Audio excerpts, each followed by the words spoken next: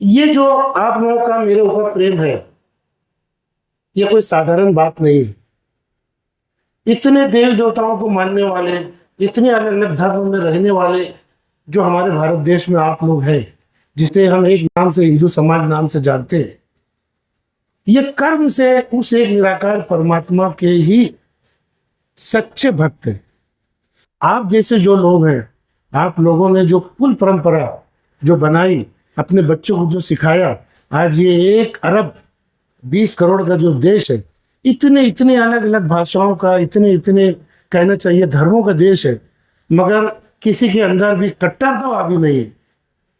कहीं भी आप देखेंगे इसमें दहशतवाद नहीं है, कहीं भी आप लोगों के अंदर, तो मैं इसका क्रेडिट आप लोगों को देता हूँ कि आप लोगों ने आप अपने बच्चों की ऐसी शिक्षा की कि भारत देश इतने विचित्र धर्मों के बावजूद आज शांतिपूर्वक हम रहते हैं। मैं इतना छोटा हूँ कि शायद आप लोगों की दुकान होगी, किसी का दवाखाना होगा, किसी की कुछ होगा, मैं शायद फटी हुई चड्डी पहन के खेलता भी होऊंगा, मगर आप लोगों का देखिए ये बड़ापन है कि आप लोगों ने मुझे यहाँ बुलाकर बोलने का मौका दिया। अल्लामा इकबाल साहब इसीलिए बोल उठते हैं, सारे जहां से अच्छा हिंदुस्तान हमारा, हम बुलबुलें हैं इसकी, ये गुलसिता हमारा। मगर मैंने आप लोगों के लिए इस शेर को थोड़ा तब्दील कर दिया। वो शेर ऐसा है, मोहम्मद सर साहब थोड़ा शायर है, उनसे पूछ लेता हूँ कि सारे जहां से अच्छा हिंदुस्तान हमारा, आप लोग क्या कहेंगे? सारे जहां से अच्छा हिंदुस्तान हमारा, माली है इस चमन के ये गुलसिता हमारा। आप लोग माली हैं इस चमन के, इस हिंदुस्तान के माली आप लोगों ने इस गुलिस्तान को बनाया है, आप ही की पीढ़ी चल रही है। ये मैं बुजुर्गों कह रहा हूँ, इन लोगों ने इतनी अच्छी तरबियत दी है हमें, उसके लिए इनका बहुत बहुत आभार प्रकट करता हूँ। और मुझसे पहले के जो मुकर्रिर थे, उन्होंने तो अध्यात्म में कह दिया, मुझे कोई जरूरत नहीं है। मैं एक जोक सुनाना चाहूंगा ताकि थोड़ा माहौल बदल जाए। एक पत्नी जो थी बड़ी खर्चेलू थी, और वो निकल गई शॉपिंग के लिए। अब जब शॉपिंग के लिए गई, कार लेके गई, अब कार खड़ी कर दी, शॉपिंग मॉल में गई, 2-3 घंटा शॉपिंग की, वहां से निकली। निकलने के बाद देखी तो कार का जो टेप है वो गायब, स्टेयरिंग तक चोर चोरा चोरा के लेके चले गए। पर ये एकदम घबरा गई, उसने अपने पति को फोन किया, अरे सुनते हो, अरे बहुत अनर्थ हो गया। क्या हुआ मैडम? अरे बोले अपनी कार की स्टेयरिंग की चोरी हो गई, सामने टेप लगा होता वो सब चोरी हो गया, सामने टॉयज थे, ये थे वो थे, वो सब चोरी हो गए, कुछ भी नहीं रहा, तुम जल्दी आओ यहाँ से। अब जब उसका पति बोले 1-2 मिनट में उसमें पहुंच रहा हूँ, कौन से मॉल पे हो तुम? मॉल का नाम बताया, पति निकल पड़ा। फोन रखते ही मैडम ने, पत्नी ने देखा कि वो कार की पिछली सीट पर बैठ गई है। जब वो आगे की सीट पर आई तो देखा सब तो मौजूद है। फोन किया उनको, बोले अरे पति देव आओ मत, सब ठीक है यहाँ पे, मैं पिछली सीट पर बैठ गई थी, अगली सीट पर बैठी तो सब दिखने लगा। तो ये जोक नहीं है, ये जोक बिल्कुल सत्य है। हम धर्म को जिस सीट पे बैठ के देखते हैं, धर्म हमें वैसा दिखाई देता है। हम ग्रंथ को जिस सीट पे बैठ के देखेंगे, ग्रंथ हमें वैसा दिखाई देगा। हम जब समझेंगे कि हिंदुत्व खतरे में है, उस सीट पे बैठ जाएंगे तो हमें हिंदुत्व खतरे में लगेगा। जब हम बैठ जाएंगे उस सीट पे कि इस्लाम खतरे में है, तो सब खतरे में दिखने लगेगा। मगर हम आज जिस सीट पे बैठे हुए हैं, तो सब ठीक है, पूरी मानव जाति ठीक है, पूरा देश ठीक है, कुछ नहीं बिगड़ा है, कुछ भी नहीं हुआ है, पहले से भी अच्छा है सब। ईश्वर की कृपा है हमारे ऊपर, बस देखने का है। आप किस सीट पर बैठ के देखोगे, आपको वही दिखाई देगा। तो भगवान की कृपा है। मुसलमानों ने ज्यादातर गीता को पिछले सीट से देखा, मैंने अगली सीट से देखा, तो मुझे लगा ये तो कुछ भी नहीं, महान ग्रंथ है, ऐसा ग्रंथ जिसने मेरे जीवन पे इतना प्रभाव किया। 13 साल मैंने कुरान पढ़ा, 8 साल मैंने भगवत गीता पढ़ी। इतनी गरीबी थी, बंसी जी मेरे दवाखाने आते थे कि कभी कभी मेरे पास पुलिसकेप के पैसे नहीं रहते थे। अब 9वां अध्याय लिखते वक्त मेरे पास पैसे नहीं थे कि मैं पुलिसकेप ले आऊं, तो मेरे आंसू अध्याय पे गिर रहे थे, पुलिसकेप उससे गीला हो रहा था। मगर क्या बात थी कि इसमें मेरी कोई कला नहीं थी, ये सब ऊपर वाला जो मालिक बैठा है परमात्मा, वो जब बटन दबा देता है तो फिर वो कोई रोक नहीं सकता, फिर रुका ही नहीं। फिर चाहे भी जो परिस्थितियां हो, चाहे कोई भी बायकाट हो, चाहे जैसी भी हालत, मैं वो काम करता रहा। आखिर आप लोग आ गए, और आप लोगों ने उसे सराहा। अब बात आती है, आपने मुझे एक टाइटल दिया है श्रीमद् भगवत गीता। आप लोगों को कुछ मैं जानकारी नहीं दे सकता, मगर मैं जिस सीट पर बैठा, मैंने जहां से देखा आपको उतना बता रहा हूं। बात इतनी है कि श्री का क्या मतलब होता है। क्या श्री का मतलब होता है शांति, रहम, कृपा, ईश्वर की कृपा, शांति, अमन, चैन, सलामती, ये श्री का। और मत का मतलब होता है नजरिया, दृष्टिकोण। भगवत गीता उस भगवान के गीत, उस खुदा का बयान, तो सलामती देने वाली, सुकून देने वाली, चैन देने वाली, तुम्हारा टेंशन दूर करने वाली, तुमको सलाम रखने वाली, वो सब हिदायतें हैं, वो सब उपदेश है भगवान के, जो इस गीता में है। पहले ही टाइटल पे भगवान ने कह दिया कि आपको श्री मिलेगा, श्री।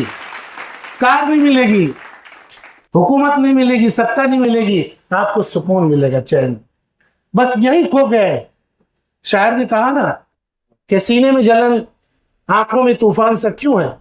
सीने में जलन, आंखों में तूफान सा क्यों है। इस शहर में हर शख्स परेशान सा क्यों है। हर इंसान परेशान है, गरीब भी, अमीर भी, जिसको सत्ता मिली है वो भी, जिसको सत्ता नहीं मिली है वो भी, जिसका बेटा डॉक्टर है वो भी, जिसका बेटा पढ़ नहीं लिख नहीं पा रहा है वो भी। ये परेशानी है, ये परेशानी दूर कैसे होगी। उसका हल सिर्फ भगवत गीता देती है और कुरान देता है। सर आपको लड्डू पेड़ा नहीं मिलेगा उसके पढ़ने से, आपको अपनी इच्छाओं का सामान नहीं मिलेगा उसके पढ़ने से। आपको मिलेगी तो आप गरीबी में भी शांति मिलेगी, अमीरी में भी शांति मिलेगी। सत्ता है जब भी आप चैन से रहोगे, सत्ता नहीं है जब भी। और आप जब जवान हो तब भी चैन से रहोगे, जब बूढ़े हो जाओगे, ज्येष्ठ हो जाओगे, तब भी आप चैन से रहोगे। चैन ही नहीं है। अभी मैंने आमिर खान का एक इंटरव्यू सुना, कपिल शर्मा शो, जो बहुत हमारे देश का मशहूर शो है, अभी नेटफ्लिक्स पे आ रहा है। तो आमिर खान कोई अवार्ड नहीं लेते, आमिर खान कोई किस्म का कहना चाहिए कोई प्रोग्राम और शो में नहीं जाते। 11 साल से कपिल शर्मा उनको बुलाता रहा आमिर खान पे कि हमारे कपिल शर्मा शो में आ जाओ, वो नहीं गए, थक हार के अभी आए। अब बड़े लोगों की बड़ी बात ही होती है। तो आमिर खान जी ने क्या कहा कि सबसे पहले मुझसे पूछिए कि 11 साल कपिल मुझसे बोलता रहा, अब मैं क्यों नहीं आया यहाँ। मैं इसलिए नहीं आया कि मैं समझता था कि मैं बहुत उत्तम हूं, ये अवार्ड मेरे लायक नहीं है, अवार्ड बिकते हैं, मैं ये प्रोग्राम में नहीं जाऊंगा, मैं इसमें नहीं जाऊंगा, मैं उसमें नहीं जाऊंगा। मगर मेरी अभी लास्ट फिल्म क्या था, वो लाल सिंह चड्ढा, बोले वो जब फेल हुई उसके बाद से मैं डिप्रेशन में चला गया। और इतना बुरा डिप्रेशन कि 2.5 साल तक बोले मैं डिप्रेशन में रहा। सिर्फ एक चीज मुझे खुशी देती थी, वो कपिल शर्मा शो। बोले मैं रोज कपिल शर्मा शो देखता और थोड़ा डिप्रेशन से बाहर आता और हंसता, अब मुझे शांति मिलती। तो इस बार कपिल जी आए तो मैंने कहा कि जो शो इतनी परेशानी में भी, इतने तनाव में भी, इतना टेंशन में भी जो सुख दे सकता है, शांति दे सकता है, उसमें मुझे सहायक बनना चाहिए। तो इसीलिए मैं इस शो में आया हूँ। तो कहने का मतलब ये है, कौन माए हमारी बहनें नहीं चाहेंगी कि उनका बेटा आमिर खान ना बने। कौन नहीं चाहेगा कि आमिर खान जैसी दौलत ना मिले, कौन नहीं चाहेगा कि आमिर खान जैसी शोहरत ना मिले। मगर वो आदमी भी शांति के लिए परेशान है। क्यों? एक ही बात है कि अगर वो भगवत गीता पढ़ लेते या कुरान पढ़ लेते तो उन्हें शांति मिल जाती। क्योंकि भगवत गीता में साफ लिखा है कि भोक्तारम यज्ञ तपसाम सर्वलोक महेश्वरम, भोक्तारम यज्ञ तपसाम सर्वलोक महेश्वरम, सुहृदम सर्वभूतानां ज्ञात्वा माम शांति वृक्षति। भोक्तारम यज्ञ तपसाम, जितनी भी तुम्हारी कठिनाइयां हैं, तप है, उन सब का भोक्ता, खरीदार, मालिक मैं हूं। मैं खरीदूंगा, मैं मालिक हूं इस संसार का, इस ब्रह्मांड का मालिक मैं परमेश्वर हूं। तुम जो भी कठिनाइयां झेलोगे अपने जीवन में, अपने बच्चों को पालने के लिए, अपने बच्चों की शिक्षा के लिए, अपनी बीमारियों के लिए, इस देश के लिए, जो भी कठिनाइयां झेलोगे ईश्वर के धर्म पे चलने के लिए, वो सब कठिनाइयों का फल देने वाला खरीदार मालिक मैं हूं। भोक्तारम यज्ञ तपसाम सर्वलोक में, जो भी तुम इबादत करते हो सबका खरीदार मालिक मैं हूं। डरना मत। तुम्हारी इस दुनिया में कोई खरीदार हो ना हो, तुम्हें कोई फल देने वाला हो ना हो, किसी से अपेक्षा मत रखो, मगर मैं देने वाला हूं, ये बात रखो। भोक्तारम यज्ञ तपसाम सर्वलोक महेश्वरम, सुहृदम सर्वभूतानां ज्ञात्वा माम, जो ये जान जाता है कि मैं ही ब्रह्मांड का महेश्वर हूँ, सबका मालिक मैं हूँ, ईश्वर मैं हूँ, बादशाह मैं हूँ, प्राइम मिनिस्टर मैं हूँ पूरी दुनिया का, और सबके दया करने वाला हूँ। ये जो जान लेता है सच्ची शांति उसे ही मिलती है। यह है शांति का राज। अगर आमिर खान पढ़ लेते गीता और उस परमेश्वर के प्रोग्राम को जान जाते कि उसके निर्माण में, इस ब्रह्मांड के अंदर द्वंद्व है, अपोजिट्स है। यहाँ आप जवान थे, बूढ़े हो गए, आप जिए थे, मरेंगे हम सब। कभी अच्छी स्वास्थ्य, कभी बीमार होंगे, कभी कामयाब होंगे, कभी नाकाम होंगे। इसकी जो संसार की जो नींव रखी गई है वो द्वंद्व पे रखी गई है, अपोजिट्स में रखी हुई है, कॉन्ट्रास्ट पे रखी हुई है। कभी दुनिया, कभी संसार का एक पल भी इससे खाली नहीं है। कभी सर्दी रहेगी, कभी गर्मी रहेगी। आमिर खान ने सोच लिया कि मैं हमेशा कामयाब रहूंगा।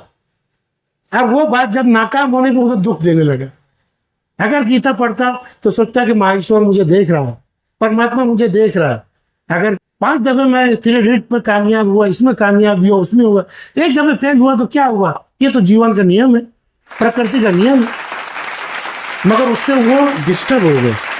तो बहुत अच्छी तरह याद रखो बुजुर्गों, मेरे माओ बहनों, कि किसी चीज में शांति नहीं। आप जिस पोजीशन में हो उस पर आभार प्रकट कर लीजिए परमेश्वर का। अपने प्रेजेंट बायोडाटा पर सेटिस्फाई हो जाइए, इसी में शांति है। परमेश्वर ने जैसा बनाया है, जो भी बनाया है, जो भी दिया है, अगर उस पर आज संतुष्ट हो, तृप्त हो, तो आपको शांति है। शांति वहीं से भंग होगी जब आप सोचोगे कि मेरा रंग ऐसा हो जाता तो अच्छा होता, मेरी वह इतनी हो जाती तो अच्छी होती, मैं इतने दिन और स्वास्थ्य रहता तो अच्छा हो जाता, मेरा बेटा ये बन जाता तो वो बन जाता। तो ये 2 ही चीज जंग चल रही है दुनिया में। मेरे दोस्त हैं, नदीम भाई हैं, जलालुद्दीन सर हैं, मैं हमेशा बोलता हूँ, हम रात में गीता का प्रवचन करते, एक दूसरे से डायलॉग करते। मैं यही बोलता हूँ कि सिर्फ दुनिया में हर सेकंड एक ही युद्ध चल रहा है, इसको याद रखिए बस। वो युद्ध क्या है लिख लीजिए, आप इसको रिकॉर्ड कर लीजिए। ये पूरे जीवन का सार है गीता कुरान का। एक ही युद्ध चलते रहता है हर सेकंड, हर जगह, हर एक के अंदर। वो युद्ध क्या है? मन चाहिए और रब चाहिए। रब जो कामना करता है और हम जो कामना करते हैं, इसी का युद्ध दुनिया में चल रहा है। हम अपनी कामनाओं से चलाना चाहते हैं, ईश्वर अपनी कामनाओं से चला रहा है। हम जब उसकी शरण में चले जाएंगे, उसकी कामनाओं पे संतुष्ट हो जाएंगे, उसकी कामनाओं को कबूल कर लेंगे, वो जो हाल में रख रहा है, जिस हालत में रख रहा है, उसको यस बॉस कर लेंगे, बस उस दिन शांति मिल जाएगी। ये हमारा टकराव जो होता है ना, इसीलिए कहा गया है कि काम सबसे बड़ा पाप, सबसे बड़ा दुश्मन, सबसे बड़ा गुनाह और खसारा है। गीता रिमार्क देती है काम को, इच्छाओं को, कामनाओं को, अपेक्षाओं को। आप जब अपेक्षा करेंगे ये हो जाए, वो हो जाए, ये हो जाए, अरे तो वो ईश्वर है, वो तुम्हारा भक्त थोड़ी है कि तुम्हारे हिसाब से चलाएगा। तुम सोचोगे कि यार बारिश आ जाए, बाहर तो खड़ा हो बोलेगा अभी बारिश ना आएगा, घर चले जाओ तो बारिश आए। शेतकरी सोच रहा बारिश बिल्कुल ना आए, जून में आए। तो भगवान किस किस की सुनेगा? भगवान को आपका घर नहीं चलाना है, आपकी इच्छाओं के अनुसार नहीं जीना है, आपकी इच्छा और मेरी इच्छाओं से नहीं, सबकी इच्छाओं को, सबकी सलामती, सबको शांति मिले, सब जिए, उसके लिए भगवान दुनिया चला रहा है। जैसी भी चल रही है उसको स्वीकार करो। हाँ, अगर इसमें अन्याय है, हाँ इसमें अत्याचार है, तो उसके लिए कोशिश जरूर करो, उसके लिए प्रार्थनाएं जरूर करो, मगर जो कुछ मिला है ईश्वर से उस पर आप आभार प्रकट करो। यही जीवन का मैंने देखा है कि मैं जब उस कंडीशन में था, जब 9वें अध्याय के लिए मेरे पास फुल स्केप थी, तब भी मेरे दोस्त गवाही देंगे, तब भी मैं खुश था, आज भी खुश हूं। भगवान जिस हाल में रखे, यही हमें और दीगर प्राणियों में, जानवरों में फर्क है और परिंदों में। जानवर जिस हाल में रहता है तृप्त रहता है, शांत रहता है। इसीलिए आप कभी नहीं देखोगे कि भैंसों में जंग हो रही है, गायों में जंग हो रही है, कभी नहीं देखोगे। क्यों? वो ईश्वर की इच्छाओं पे रहते, उसको कबूल कर लेते, उसके अगेंस्ट से नहीं जाते। हम इंसान ही ऐसे जो उनकी ईश्वर की इच्छाओं को मानते नहीं है, उसके अगेंस्ट सपने बुनते हैं। और जब वो सपने ईश्वर की इच्छाओं के मुताबिक नहीं होते, उसके अनुसार नहीं होते, तो हमारे सपने टूटते हैं और टूटने से हमें बीमारियां लगती हैं। अब आते हैं कि धर्म। गीता को मैंने देखा तो मुझे पता चला कि ये सिर्फ और सिर्फ एक वर्ड को उल्लेख करती है, वो वर्ड है धर्म। पहला श्लोक ही धर्म क्षेत्र कुरुक्षेत्र आता है, पहला वर्ड ही गीता का धर्म है। और अर्जुन जी बोलते हैं श्री कृष्ण जी को कि मैं बहुत परेशान हो गया हूं तमाम इंसानों से, चाहे ससुर हो, चाहे चाचा हो, चाहे बाबा हो, चाहे मेरे उस्ताद हो, मैं सबसे बहुत परेशान हूं। मैं खड़े रहने के लायक नहीं, मुझे पसीना छूट रहा है। और इतनी बुरी हालत मेरी कभी नहीं हुई श्री कृष्ण जी। मुझे बताइए क्या, क्या बताएंगे? कोई जवाब देगा? नहीं। मुझे धर्म बताइए, मुझे धर्म बताइए कि मेरा धर्म क्या है। उन्होंने भी डिमांड की भगवान से तो धर्म की, मुझे धर्म बताइए, मेरा स्वधर्म क्या है, मैं धर्म क्या है, मैं जानना चाहता हूं। मैं अपना ज्ञान बता रहा हूं, हो सकता है गलत भी हो, मगर मैंने जो देखा है कि उन्होंने भी कहा मुझे मेरा स्वधर्म बताइए। और श्री कृष्ण जी ने पूरा जो फोकस किया, भगवान की बातें उन्हें जो बताई, यही बताया कि तुम जंगजू हो, तुम क्षत्रिय हो, तुम्हारा स्वधर्म क्या है? लड़ना। अत्याचारी लोभी तुम्हारे रिश्तेदार युद्ध कर रहे हैं, अगर ये बच गए तो सबका विनाश करेंगे। और तुम्हारे अंदर जो क्षमता है, जो गॉड स्किल है, वो लड़ने की है, लड़ो, दैट्स ऑल। अगर अर्जुन जी किसान होते, अकाल पड़ा होता, तो श्री कृष्ण बोलते हैं कि तू किसान है, जल्दी खेत में बुआई कर, लोग अकाल से मर रहे हैं। क्योंकि तुझे भगवान ने जो क्षमता दी है, जो हुनर दिया है, जो गॉड स्किल दी है, वो तुझे किसान की दी है। और अभी तू लड़ने वाला है तो लड़, क्योंकि तेरे जो अत्याचारी लोग हैं, जो तेरे भाई कौरव, वो सब पे अत्याचार कर रहे हैं। और अगर तू लड़ेगा नहीं तो नर्क में जाएगा। और यहाँ भी जिल्लत तुझे मिलेगी, दुनिया में भी लोग तेरे बदनामी, तुझे नामर्द कहेंगे, तुझे बुजदिल कहेंगे। तो ऊपर जब जाएगा परलोक के जीवन में तो तेरे नर्क मिलेगा। तो सबसे बड़ी शिक्षा जो दी कि हम ईश्वर के आदेशों पे चले, ईश्वर के नियमों पे चले। तो धर्म का आप गूगल पे जाइए सर, आप सब तो पढ़े लिखे हैं, तो गूगल पे धर्म का अर्थ है नियम। ईश्वरीय प्राकृतिक नियम जो है, उन्हीं को धर्म कहा जाता है। ये काम है अम्बा, उसका जो भगवान ने नियम बना दिया है कि उसका झाड़ 5 साल में आएगा। पहले वो उसका फल आएगा तो वो छोटा रहेगा, फिर बड़ा होगा, फिर हरा होगा, फिर गर्मी आएगी तो पीला हो जाएगा, पीला होने के बाद फिर मीठा हो जाएगा, हरा रहेगा तो खट्टा रहेगा, और जब वो लाल होके पक जाएगा तो ऑरेंज कलर का हो जाएगा। फिर जब हम खाएंगे तो हमारी स्वास्थ्य अलग हो जाएगी, खट्टा खाएंगे तो हमारे स्वास्थ्य को अलग फर्क पड़ेगा। ये जो आम के नियम है प्राकृतिक, यही आम का धर्म है। अगर आम इससे हटता है तो वह अधर्म पर है। गाय अगर दूध देना बंद करती है, चारा खाना बंद करती है, गाय जिस दिन से गोश्त खाने लगेगी, दूध देना बंद कर देगी, वो अधर्म पे हो जाएगी। ईश्वर ने उसको कहा है कि तू चारा खा और मानव जाति को दूध दे, वो काम कर रही है, गाय धर्म पे। तो मेरा ऐसा मानना है कि हम मानव के अलावा जितने भी पहाड़ है, पक्षी है, मछलियां हैं, चरिंद परिंदा, सब धर्म पे है। क्यों? क्योंकि ईश्वरीय प्राकृतिक नियमों पर है। आज नेचर हमारे लिए कुछ भी नहीं है। हमने एक अजीब चीज धर्म को दी है कि इस पंथ में रहो, इस मसलक में रहो, इस तरह की टोपी पहनो, इस तरह का टीका लगाओ, इतनी इतनी पूजा सामग्री ले जाओ, ऐसे ऐसे यहाँ हाथ बांधो नमाज में, वहां हाथ बांधो, ये अन्य धर्म, इतने तीर्थ हो, हज होकर आ जाओ तो धर्म पे हो गए। तो माफ करना, बहुत क्षमा चाहता हूँ, ये धर्म नहीं।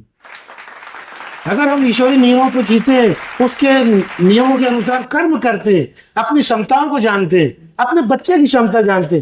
3 इडियट जो फिल्म थी वो किस विषय पे बनी थी? कि अपने बच्चों को उसी फील्ड में डालो जिसमें उनका गॉड टैलेंट है।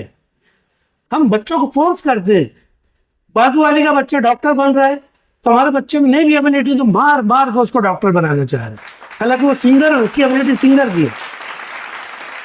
मदन मोहन जी गजलों के शहंशाह, थोड़ा संगीत भी जानता हूं मामूली, तो उनके जैसे उन्होंने जब ये गीत लिखा है, इसी ने प्यार किया गुरु, वो जफा करे मैं वफा करूं, तो नौशाद साहब ने सुना, नौशाद साहब उनके घर उठ के गए सुनने बाद, और मदन साहब बैठे हुए थे घर में। तो वो तो बहुत बड़े गुरु थे, उनको सब बड़े ही मानते थे नौशाद साहब को। तो मदन साहब उनके खड़े होकर बोले, अरे नौशाद साहब आप बेगर बोले? अरे बोले मदन, तुम्हारा मैंने एक गजल सुनी है, इसी में प्यार की आबरू, वो जफा करे मैं वफा करूं। तो बोले मैं इसलिए आया हूँ तुम्हारे यहाँ कि मेरा जितना गाने हैं, मौसीकी या बैकग्राउंड म्यूजिक की जितनी फिल्में, वो सब तुम ले लो, ये गजल मेरे नाम कर दो। तो मदन मोहन उठ के इतना रोए, उनके गले लग गए। बोले नौशाद साहब ऐसा अनर्थ मत बोलिए, आप बहुत बड़े हैं। बोले नहीं नहीं, बोले मैं सही बोल रहा हूँ कि तुम गजलों के बादशाह हो। तो उनके बारे में मैं ये बता रहा था, धर्म और सौधर्म मेरा टॉपिक है, गीता का टॉपिक है, कि मदन मोहन जी स्मार्ट थे। आपने देखा होगा एक फोटो पे उनको, ऊंचे पूरे थे, खड़ी नाक थी एकदम, कि उनके पिताजी ने उन्हें फौज में डाल दिया था, वो इंडियन फौज में रहे बहुत दिनों तक।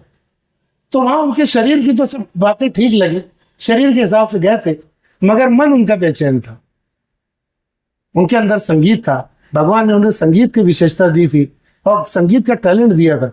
आखिर वो फौज से निकले और बॉम्बे आए और साथ में म्यूजिक देना शुरू किया, जब जाके वो गजलों के बादशाह हो गए। तो जब वो अपने सौधर्म पे आए, अपने गॉड टैलेंट पर आए, गॉड स्किल को यूज करना शुरू किया, तब वो जाके उनको शांति मिली। तो शांति सिर्फ इस बात में है कि हम अपने जो भी गॉड स्किल्स है, जो भी ईश्वर ने हमें रचा है, जैसी रचना दी है, संतुष्ट हो जाइए और उसी के अनुसार काम कीजिए। गीता का मेरी लॉन्चिंग हुई थी, तो बहुत ही मेरे साधारण एक लड़का है जो बेचारा लूम चलाता है, वो आया, बोले डॉक्टर साहब आपने तो बहुत बड़ा काम किया है, आप तो स्वर्ग में चले जाएंगे। अरे मतलब ईश्वर सबको स्वर्ग दे। तो बोले मैं क्या करूं? मैं, अरे बेटा देख, लोग बैठे उनको पानी पिला दे। तो बोले ठीक है, पानी पिलाया, बाद में मिला गले से, गले मिला, बोले डॉक्टर साहब हमारे लिए भी दुआ करना कि आप जैसा काम करें हम भी स्वर्ग में जाए। अरे मैं बोला बेटा तू बहुत अजीब बात बोल दिया, तेरे अंदर जो गॉड टैलेंट था, तेरी जो क्षमताएं थी, उसके अनुसार तूने 100% किया। भगवान ने जो मुझे दिया, जो क्षमताएं मेरे थी, मैंने 100% यूज किया। दोनों मार्क्स के हिसाब से बराबर है, तू भी स्वर्ग में रहेगा, मैं भी स्वर्ग में रहूंगा। ये मत देख कि मैंने भगवत गीता लिखी और तू उसमें पानी पिला रहा था, तू यही कर सकता था, तूने यही किया। मैं यही कर सकता था, मैंने यही किया, इसमें मेरा कोई कमाल नहीं है। भगवान ने मुझे ऐसा दिमाग दिया, ऐसे अवसर दिए, ऐसे हालात दिए, मैंने किया। तुझे वो अवसर अब भगवान ने नहीं दिए, भगवान तेरी पूछ नहीं करेगा। जैसे तू है, तूने वैसा काम कर दिया, बस दोनों स्वर्ग में रहेंगे। तो बात ये नहीं कि कौन मोची है, कौन चमार है, कौन धोबी है, कौन डॉक्टर है, कौन बड़ा एमएलए और कौन मंत्री है, नहीं। जिसकी जो क्षमता है वो वहां पे वो कार्य करे। भगवान के लिए सब बराबर है, मगर हमारे दिमाग में यही धर्म और स्वधर्म का गलत जो मतलब है कि हम सिर्फ पूजा पाठ को, कोई देवी देवता के पास जाकर कुछ करने को, या हज करने को, या मस्जिद में नमाज पढ़ने को ही सिर्फ धर्म समझते, जबकि सच्चा धर्म यह है कि जो कुछ रचा है ईश्वर ने, सब अपने अपने धर्म पे है, सब अपने अपने ड्यूटी पे है। मैं आप लोगों के लिए एक उदाहरण लाया हूं, ये देखिए छोटी सी घड़ी लाया हूं मैं, इतना समझाने की जरूरत नहीं है, मगर फिर भी क्षमा करना मुझे, एक छोटी सी घड़ी आते आते मैं घर की लेकर आ गया। इसका काम क्या है? ये वॉल क्लॉक है, ये आपको टाइम बताता है। आपने इसको घर में इसलिए लाया है कि इसको टाइम, ये बिगड़ेगी तो आप बनाएंगे नहीं, आप इसके मैकेनिक, इसके इंजीनियर के पास लेके जाएंगे। कब? जब अपना उद्देश्य, अपना लक्ष्य ये भूल जाएगी, उसका काम करना है, समय बताना, जब ये घड़ी नहीं बताएगी, आप इसके इंजीनियर को लेके जाएंगे, अब बोलेंगे भैया देख ले। अब आप आने के बाद ये नहीं सोचेंगे कि अरे यार घंटे का कांटा तो इतना मोटा छोटा है, और वो तो मिनट का कांटा इतना लंबा, और सेकंड का कांटा तो इतना बारीक। बहुत अन्याय है, सेकंड के कांटे को भी जाड़ा मोटा होना चाहिए, और वो खोल के अगर मैं उसमें खूब बड़ा अगर कांटा डाल दे तो क्या होगा घड़ी? अच्छा ये सेल पीछे है, तो बोलेगा कि यार मेरे साथ अन्याय है, गिलास को तो आगे रखा गया, मुझे सेल को पीछे कर दिया गया, मेरे साथ अन्याय है, मैं भी आगे आऊंगा। वो आगे आ जाएगा तो क्या होगा? बंद पड़ जाएगा। किसी के साथ इसमें अन्याय नहीं हुआ है, किसी के साथ अन्याय नहीं हो। हर एक की साइज, हर एक की शेप, हर एक का कलर, हर एक की पोजीशन, आगे पीछे, सब इसके इंजीनियर ने, इसके लक्ष्य के हिसाब से, वक्त बताना जो इसका उद्देश्य है, उसके हिसाब से इसको बिल्कुल सही रचा है। तो आपको, मुझको, मछली को, कौवे को, कुत्ते को, गाय को, सबको ईश्वर ने सही रचा है। धोबी को भी सही रचा है, डॉक्टर को भी सही रचा है। किसी के साथ अन्याय नहीं हुआ। बस गलती हम कर जाते हैं कि हम दूसरी रचनाओं को देखते हैं। अब बोलते हैं मैं ऐसा हो जाऊं, मैं आगे हो जाऊं, मैं पीछे हो जाऊं, उसकी जगह पे चले जाऊं, इसकी जगह पे चले जाऊं। नहीं, आप अपनी जगह पे बिल्कुल सही है। आभार प्रकट कीजिए परमेश्वर का कि भगवान तूने मुझे जो भी शरीर दिया, जो भी रंग रूप दिया, औरत बनाया, मर्द बनाया, एक लड़की दिया, नहीं दिया, दो लड़के दिया, बच्चे मेरे धोबी है, बच्चे मेरे डॉक्टर है, बच्चे मेरे प्राइम मिनिस्टर, सब अच्छा है भगवान। अगर आप इतना सबक सीख ले, आपकी जिंदगी में शांति शांति है और परलोक का एक जीवन है।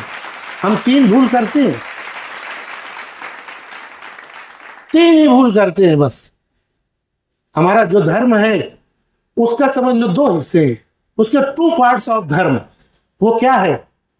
एक पार्ट जो धर्म का है वो तन की सलामती करता हूं। हमारा जो तन है, शरीर है, इसकी सलामती चाहता है कि हमारा तन सलामत रहे। और धर्म का दूसरा पार्ट है मन की शांति। तन की सलामती और मन की शांति, बस दो पार्ट है धर्म के। इसके सिवा धर्म का कोई पार्ट नहीं है। धर्म हमें दो चीज सिखाता है कि आपका तन भी सलामत रहे, आपका मन भी शांत रहे।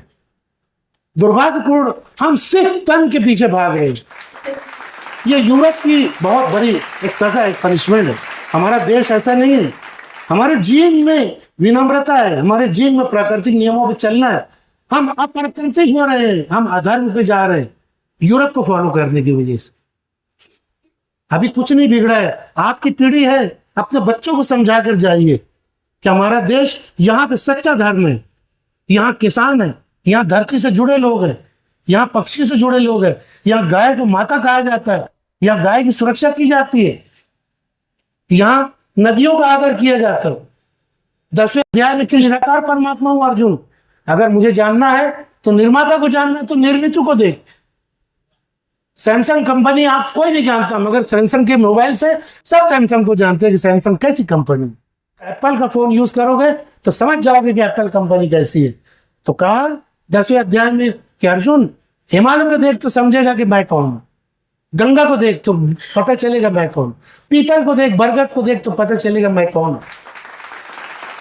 तो निर्माता को जानना तो निर्मित को देखिए। तो ये दो पार्ट जो हमारे बनाए गए धर्म के, वो दो पार्ट हैं। एक तो तन की सलामती और दूसरी मन की शांति। पूरी दुनिया तन की सलामती की तरफ भाग रही है। तन कैसे अच्छा हो जाए, बेहोश भी रहे, मरते भी रहे तो एक साल भर वेंटिलेटर पे ही रहे, बस शरीर जिंदा रहे कैसे भी। और मन का क्या हो रहा है? आमिर खान का मन ही तो खराब हो गया। तन की सब चीजें थी उनके पास, मन अच्छा नहीं था तो सब तन की सलामती, तन का भोग जो था सब तो बेकार हो गया। ये मन ऐसी चीज है। तन को क्या लगता है? तन को, शरीर को ठीक रखने के लिए तीन चीज लगती है, रोटी, कपड़ा, मकान। क्या लगता है? रोटी, कपड़ा, मकान। और मन की शांति को क्या लगता है?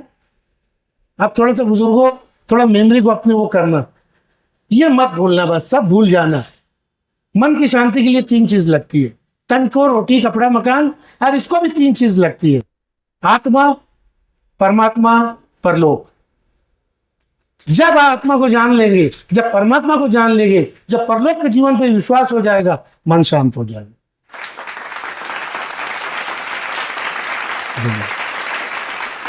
यही तीन चीज हम भूले हुए हैं। बस सब अच्छा है, सब अच्छा है। आप टीचर हैं, डॉक्टर है, वकील है, जज है, खाने को है, पीने को है, अच्छी बिल्डिंग है, कार है, घोड़ा है, बंगला, खेतियां है, बच्चे है, पोती पोता, नवासे, सब है।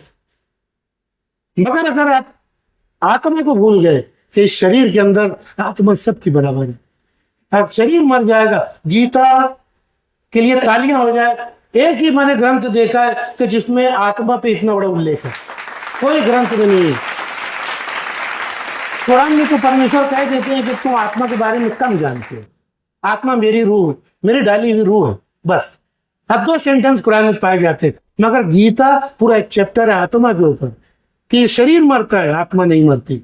आत्मा को मरने के बाद फिर नया शरीर देकर भगवान ऊपर परलोक में बुला लेता है। तुम्हारे कर्मों के अनुसार परलोक का जीवन है मरने के बाद, जहां तुम्हें स्वर्ग मिलेगा, नरक मिलेगा।